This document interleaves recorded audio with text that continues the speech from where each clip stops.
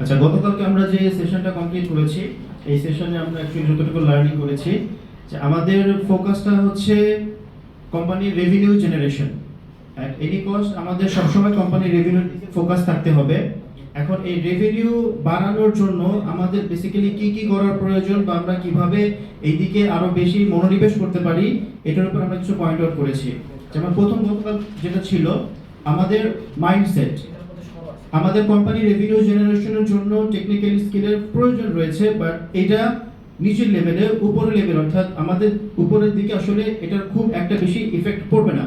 যেটা আমরা গতকাল কি স্টিভ জবস ছিলেন, ফারিয়া ছিলেন, বেশ কয়েকজনের ব্যক্তিত্বের জীবন থেকে শিখতে পেরেছি। আমাদের এই যে ইন্টেনশন, এটা কিরকম থাকতে হবে, আমাদের মাইন্ডসেট অলওয়েজ পজিটিভ থাকতে হবে, আমাদের অভ্যাস থাকতে হবে, ট্রাস্ট থাকতে হবে। আমাদের মাইন্ডসেটটা কিরকম হবে সেটা সবসময় মাথায় রাখতে হবে। পার্সনের স্কিল ডেভেলপ করতে পারলে কোম্পানির রেভিনিউ জেনারেশন বাড়বে, বাট এজন্য কখনোই কোম্পানির আগে পার্সনকে নিয়ে আসা যাবে না। সবসময় কোম্পানি সবার ফার্স্টে, দেন পার্সন। এরপরে আমাদের ফোকাস রাখতে হবে রেভিনিউ জেনারেশন। আমরা যে কাজ করব না কেন সবসময় খেয়াল রাখতে হবে কোম্পানি যাতে এখান থেকে লাভবান হয়।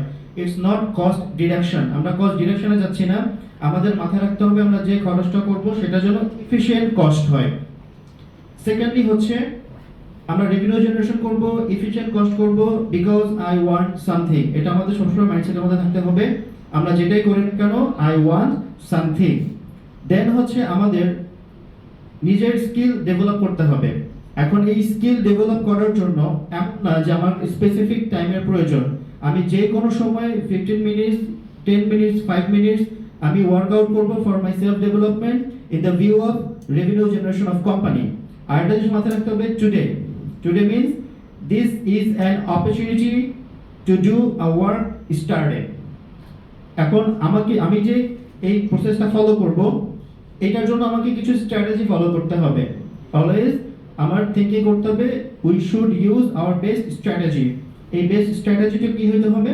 বেস্ট স্ট্র্যাটেজি হচ্ছে আমি কোম্পানির স্পেসিফিক যে গোলটা অ্যাচিভ করতে চাই, এই গোলটাকে সেট করতে হবে।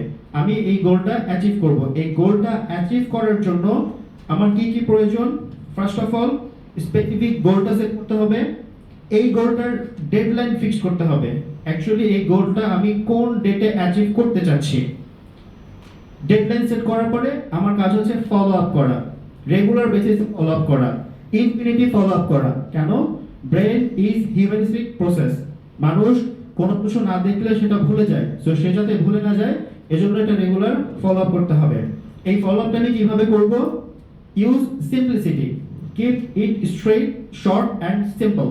অর্থাৎ আমরা যদি কমিউনিকেশনের মধ্যে আমাদের লং প্যারাগ্রাফ ইউজ করি বা এমন কোনো কিছু ইউজ করি যেটাতে মানুষ কনসেন্ট্রেশন হারিয়ে ফেলে, তার মনোযোগ হারিয়ে ফেলে, এটা যাতে না হয় এই জন্য আমরা সবসময় খুব সিম্পল ওয়ার্ড ইউজ করব যাতে সে সহজে ক্যাচ করতে পারে। খুব সহজ শব্দ ব্যবহার করব এবং শর্ট মেসেজ আকারে দিব যাতে যে কোনো সময় যে কোনো পার্সপেকশনে সে সেটাকে অ্যাকসেপ্ট করতে পারে। এই বিষয়গুলোর জন্যই আমাদের কমিউনিকেশনটা প্রয়োজন। Why, how. এই সিম্পলিসিটির মধ্যে কি টুলগুলো হচ্ছে 4W1C। It means what, when, where, why and definitely courtesy. Courtesy এমন একটা জিনিস যেটা মানুষকে কাজের প্রতি আগ্রহী করে তুলবে। এই বিষয়গুলো যখন আমরা কমপ্লিট করব, দেন আমাদের প্রয়োজন পড়বে ওনারশিপ নেওয়ার, অ্যাকাউন্টেবিলিটি নেওয়ার, রেসপন্সিবল হওয়ার। এই ওভারঅল বিষয়গুলো কাজ করব কোম্পানির রেভিনিউ জেনারেশনের জন্য। এবার আমরা আমাদের ওয়ার্ক প্লেসে কি করব? অলওয়েজ হেল্পিং আদার। অর্থাৎ আমার কাজটা আমি শেষ করে চলে গেলাম, ইটস নট লাইক দ্যাট। আমরা কাজ করি অ্যাজ এ টিম, আমরা কাজ করি অ্যাজ এ গ্রুপ।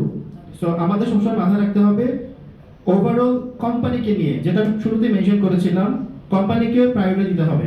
সো কোম্পানিকে প্রায়োরিটি দিতে গেলে আমার পাশের ডেস্কে কে আছেন তাকে অবশ্যই হেল্প করতে হবে, আমার পাশের ডিপার্টমেন্টে কে আছে তাকে হেল্প করতে হবে যাতে কোম্পানির রেভিনিউ জেনারেশন হয়। এই হেল্পটা যদি কেউ ভুল করে ফেলে আমরা তাকে অবশ্যই বারবার বুঝিয়ে দিব, তার কাজের অ্যাকসেপ্টেন্সটা ক্লিয়ার করে দিব। বাট যদি কেউ একই মিস্টেক বারবার হয় এবং এটা যদি আমি মেনশন করতে পারি সেটা ইনটেনশনাল, সেটা ডেফিনেটলি প্রোহাবিটেড। অর্থাৎ কোনো কারণেই একই ভুল বারবার যদি কেউ ইন্টেনশনালি করে সেটা আমাদেরকে আর বাদ দিতে হবে। এখন ইন্টেনশনালি কিভাবে করবে বা আমরা সেটা কিভাবে বুঝবো, সেটা আমাদের স্কিল ডেভেলপ করতে হবে, যেটা আমরা শুরুতেই বলে এসেছিলাম যে রেগুলার একটা নির্দিষ্ট টাইম দিতে হবে আমার স্কিল ডেভেলপ করার জন্য। অ্যাজ এ লিডার ডেফিনেটলি আমাকে সেই জিনিসটাকে পয়েন্ট আউট করতে হবে। ওভারঅল সবকিছু শেষ করার সময় আমাদের মাথায় রাখতে হবে আমি আমার টিমকে কাজ দিব, অ্যাকাউন্টেবিলিটি দিব, রেসপন্সিবিলিটি দিব কোম্পানির গোল অ্যাচিভ করার জন্য, এবং কোম্পানির গোল অ্যাচিভ করার পরে ডেফিনেটলি তাকে রিওয়ার্ড করতে হবে। এই ক্যাপাবিলিটি আমার থাকতে হবে। সো এই বিষয়গুলো যদি আমরা কমপ্লিট করতে পারি ডেফিনেটলি আমাদের অর্গানাইজেশন 42 ইয়ার্স থেকে 142 ইয়ার্স প্লাস চলে যাবে, অথবা 1042 ইয়ার্স প্লাস চলে যাবে। আজকে শুধুমাত্র আমরা অ্যাপলের কথা শুনি, উইন্ডোজের কথা শুনি, বিশ্বের জায়ান্ট কোম্পানির কথা শুনি। আমরা চাই বিশ্বের জায়ান্ট একটা কোম্পানি নামকরা হয়ে যায়। Thank you sir. ভালো হয়েছে। নেক্সট।